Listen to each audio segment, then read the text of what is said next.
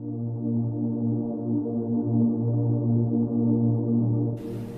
is like Majnun and Layla. You know, the Arabs use Majnun and Layla. He says, didn't you ask about that place, that neighborhood it's not there anymore? Didn't you ask about it where Layla used to live? And he said, no, indeed, I asked. But how do dead stones give me answers? You know, where did everybody go?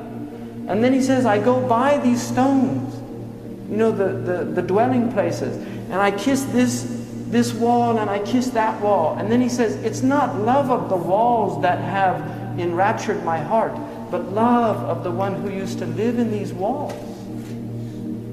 That's why we go and visit these places. It's not the places.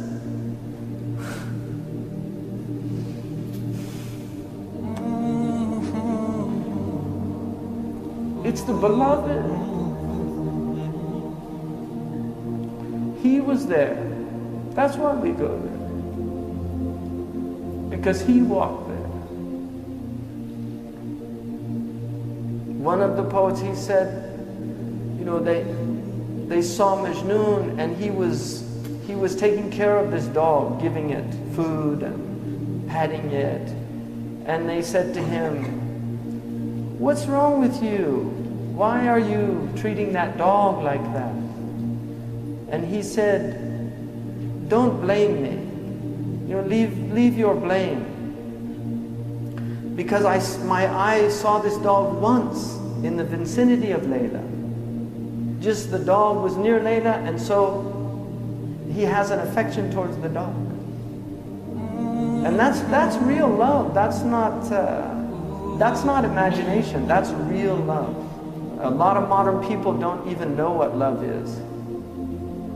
A lot of modern people have lost the capacity for love because they're so alienated from their heart.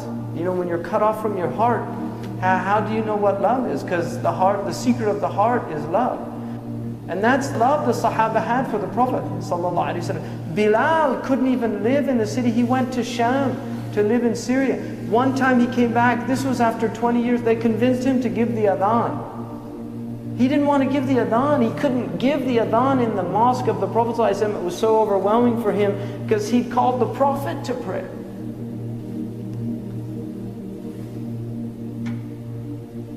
So he gave the adhan and people came flooding out of their houses in tears, thinking the Prophet ﷺ was going to come and lead them in prayer.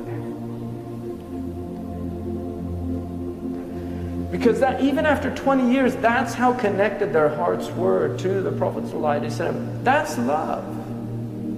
That was the state of these people. It was a state of mahabbah. You cannot love Allah without loving what Allah loves. You don't love the beloved without loving what the beloved loves. When Abu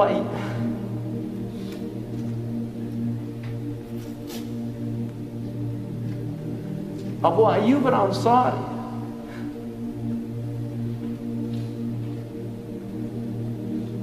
when the Prophet ﷺ came to Medina and he said to let the camel go, when it came and then ascended at the point, alighted at the place where the masjid is now, Abu Ayyub took the bags of the Prophet. And because everybody wanted the Prophet ﷺ, but Abu Ayyub took the bags. And the Prophet said, a man is with his luggage. And he was so diplomatic, he didn't want to offend anybody. And so he went into the house and Abu Ayyub put him on the bottom floor because he wanted to honor him. It's easier to be on the bottom floor than on the top floor. You have to walk up the stairs. You can't go out as easy. He wanted him, so he and his wife went up. He couldn't, he became so constricted because he was, I don't want to put my foot where the head.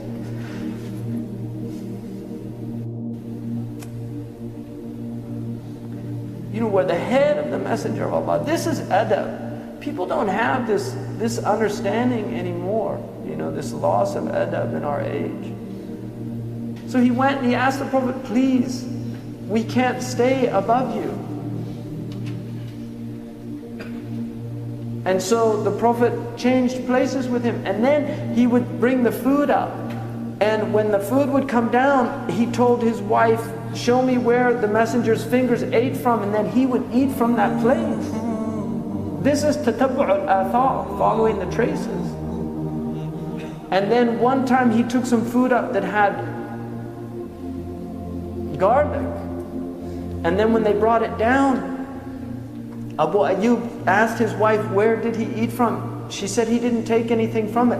Abu Ayyub said, فَزَعْتُ, I became completely, faza' is like to be in a state of shock.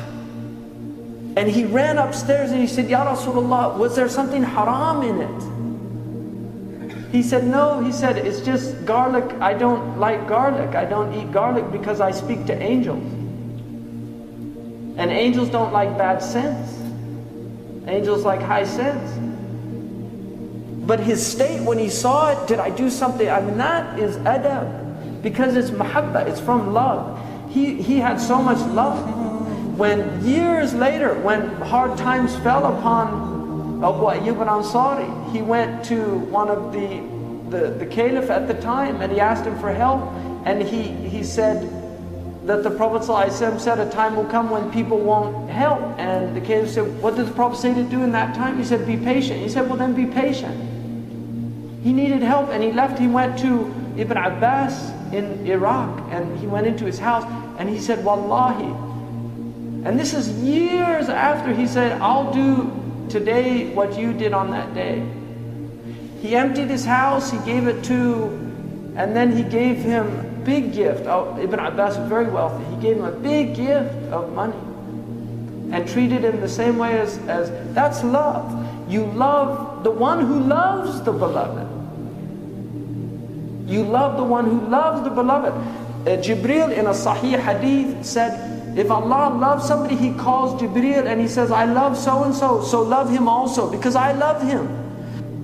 People of the heavens, they love.